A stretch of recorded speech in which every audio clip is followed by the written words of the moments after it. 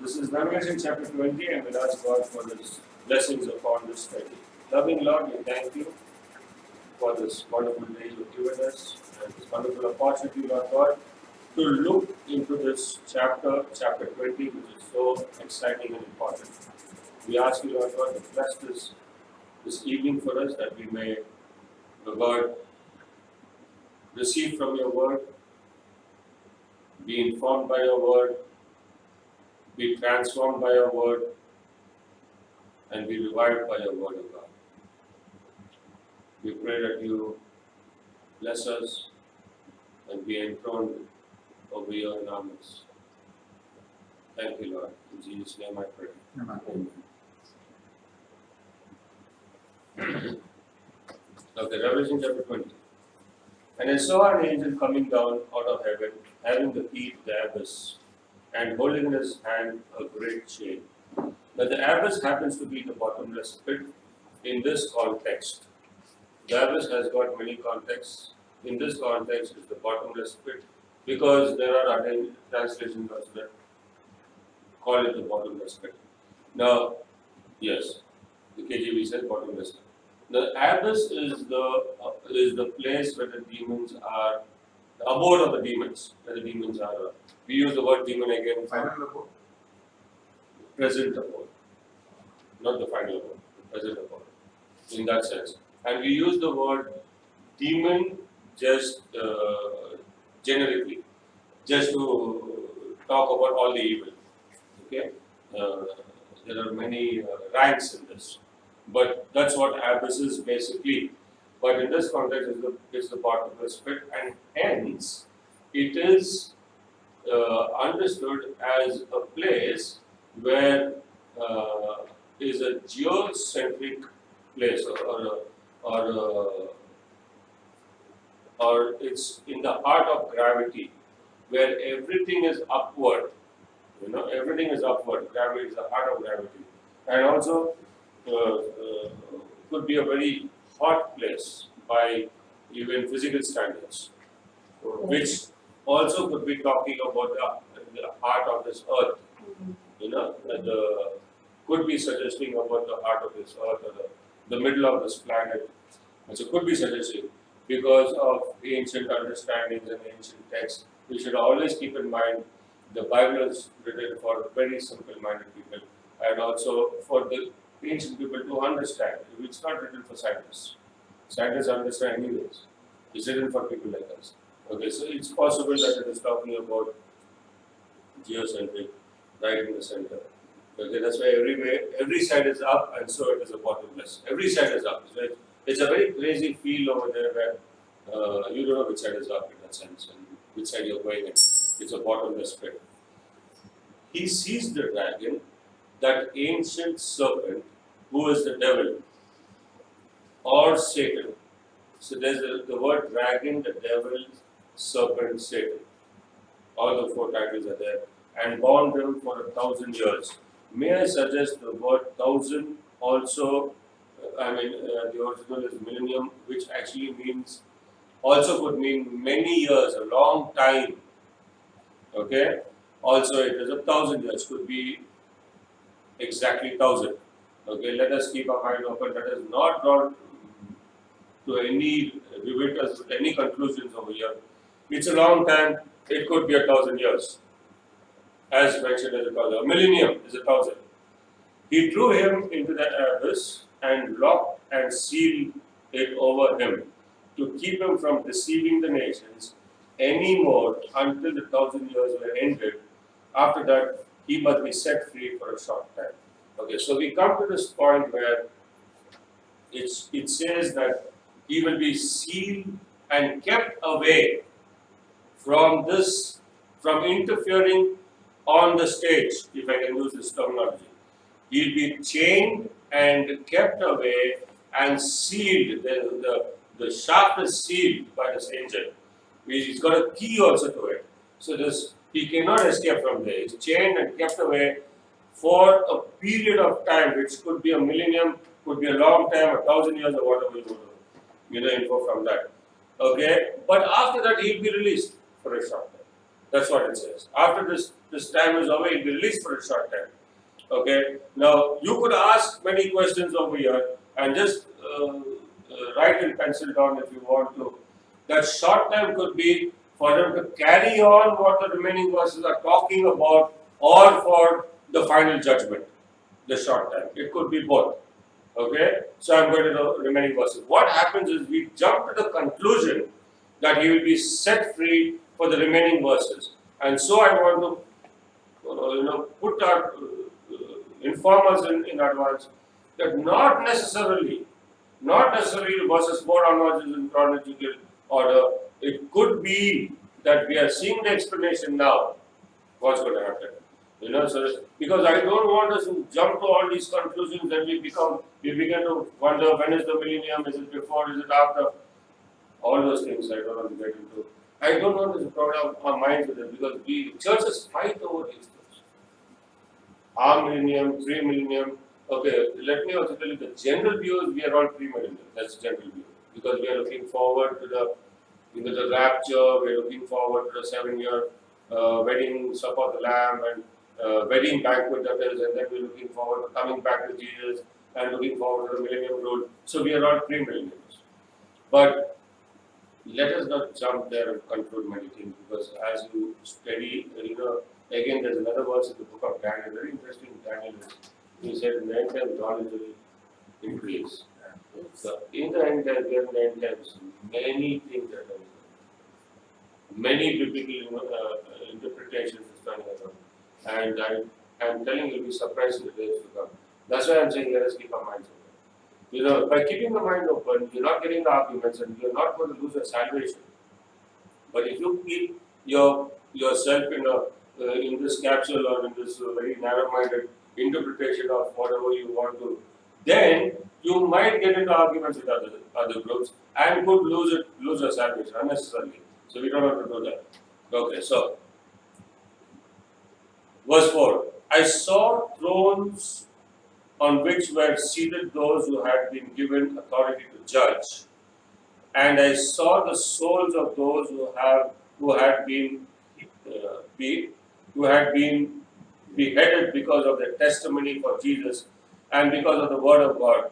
They had not worshipped the beast or his image, and had not received his mark on their foreheads or their hands. They came to life and reigned with Christ 1,000 years. Okay, interesting.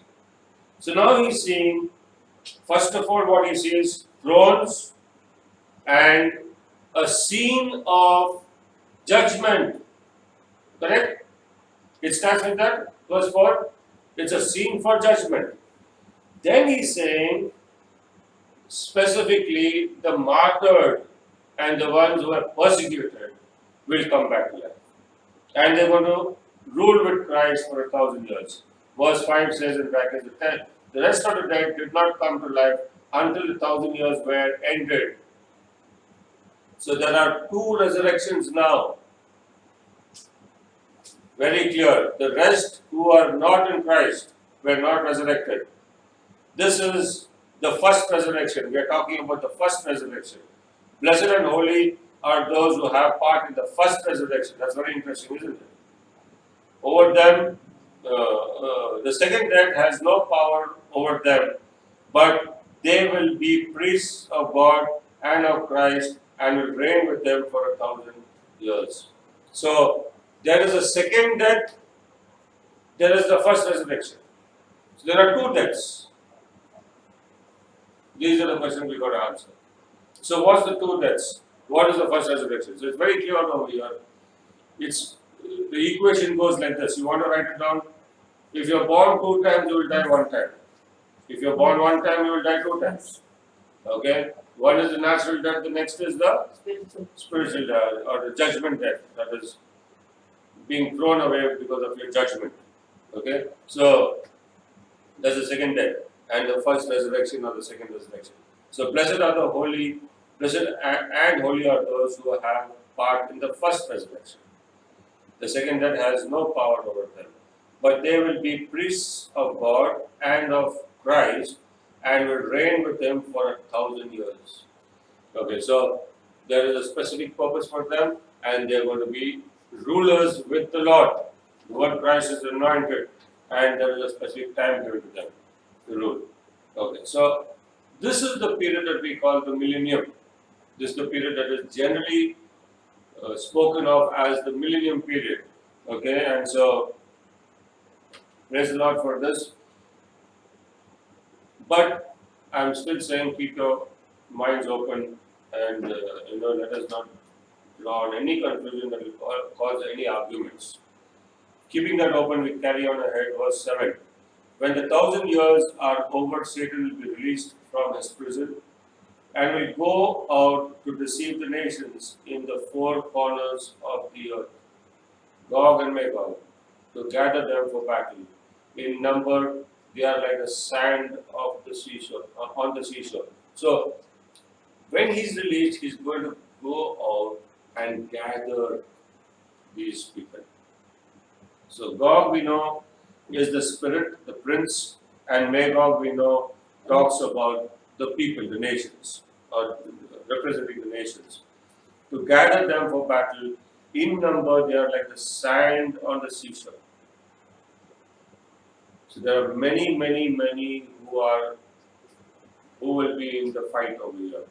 Now, again, let me inform you, if Gog is involved and Magog, there could be involvement of the spiritual entities and the physical entities in this battle. Okay, it's not just the men, which we were always imagining that all the nations are going to gather in the nuclear war and all this. There are the spiritual battles also. That's very important. They marched across the breadth of the earth and surrounded the camp of God, of God's people, the city he loves. And which is the city? Jerusalem. Yes. But fire came down from heaven and devoured them, and the devil who deceived them was thrown into the lake of burning sulfur, where the beast and the false prophet had been thrown. They will be tormented day and night forever and ever. Okay, so Ezekiel also talks about exactly the same battle. If you go to Ezekiel, shall we go there? Ezekiel chapter 39.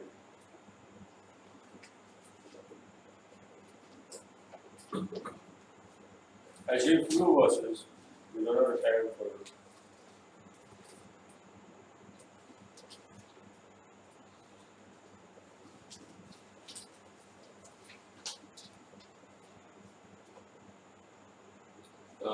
Chapter 38 verses 23 and okay, let's read verse 23, chapter 38 verse 23. Anybody there? And so I will show my greatness and my holiness, and will make myself known in the sight of many nations. Then they will know that I am the Lord. Yes, amen. And chapter 39 verse 6. Verse 6. I will send fire on Magog and on those who live in safety on the coastlands, and they will know that I am the Lord. Okay, so there is going to be, fire involved. Ezekiel 38,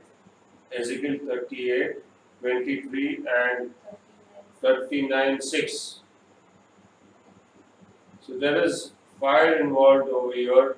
Ezekiel is talking about all these things. He's talking about all the nations coming and Gog and Magog.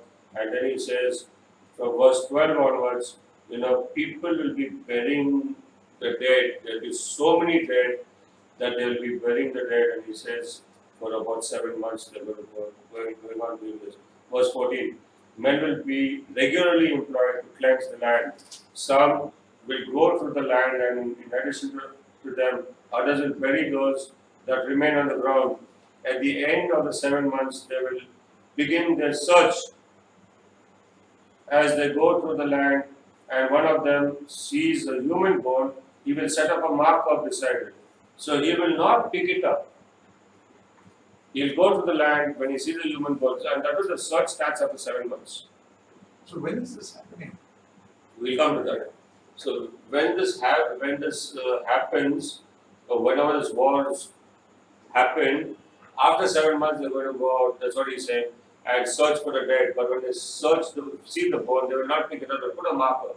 Now, these verses again kind of talks to us in our century to tell us it could be radioactive. So they're not touching it.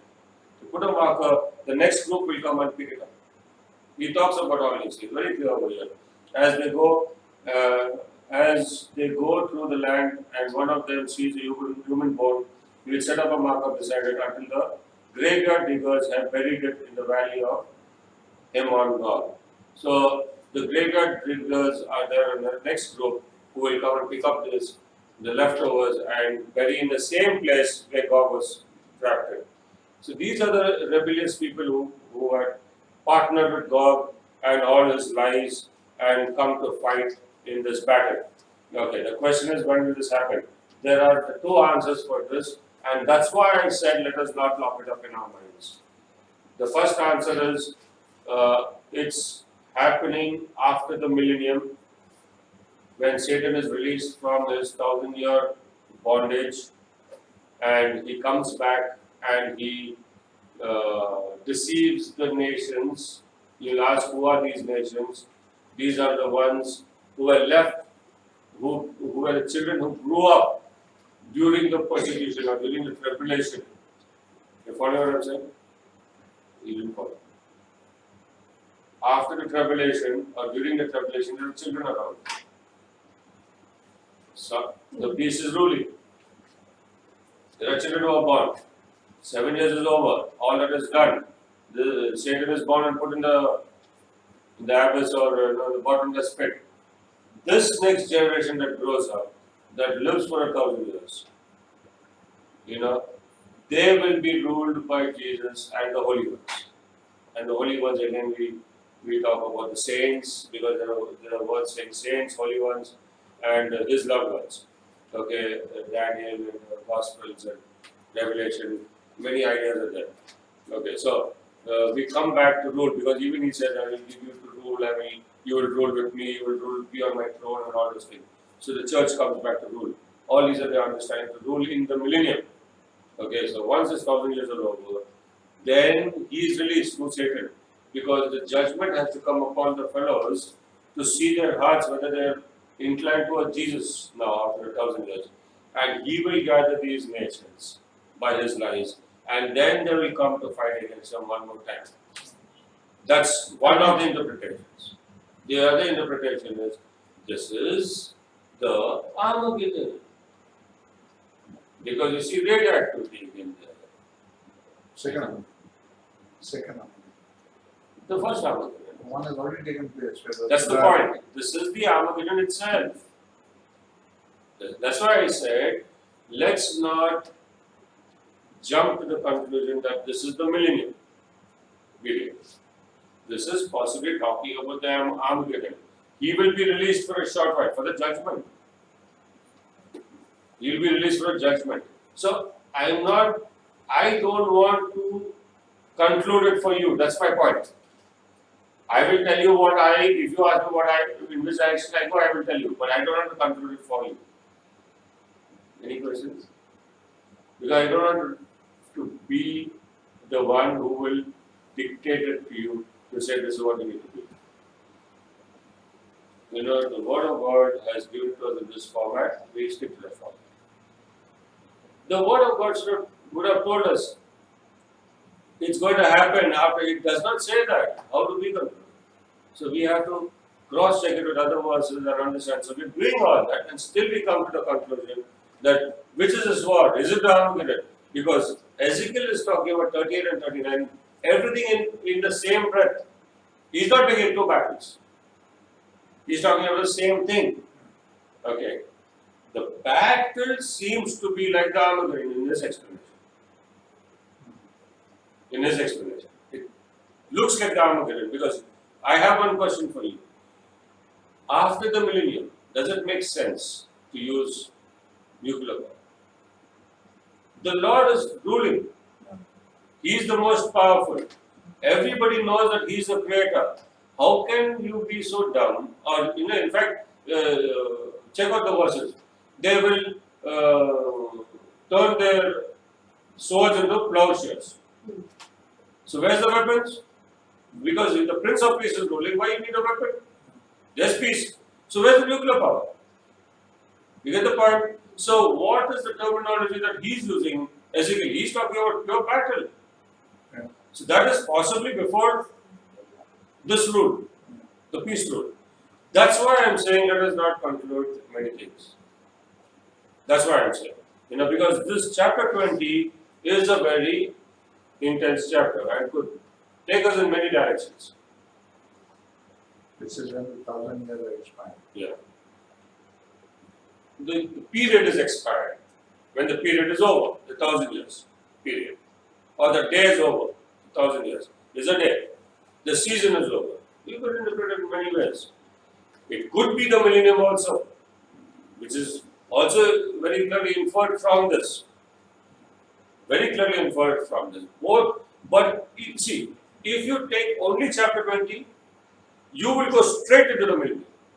But if you interpret it in the light of Ezekiel 38 and 39, now you are on two books. Then what do you do? So I leave it there. I don't have to control it. In that sense, I just opened it up and leave it there. Okay? Because Ezekiel is talking about Gog Magog, but his terminology is talking about a nuclear battle or battle of blood and all that. In chapter 20, it's clearly a spiritual battle because fire will come down from heaven and finish them off. So, how do we conclude those things? How do we sum it up?